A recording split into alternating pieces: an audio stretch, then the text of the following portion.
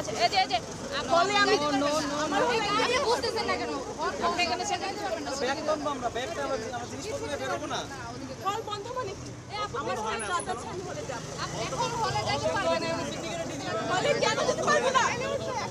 আমি হচ্ছে হসপিটাল থেকে আমার বাবা হচ্ছে হসপিটালে তো আমি হলে এন্ট্রি করব আর কি মানে হলে যাওয়াটা আমার দরকার এখন আমি হচ্ছে 5-6 দিন ধরে হলে আসতেই পারছি না কোনোভাবে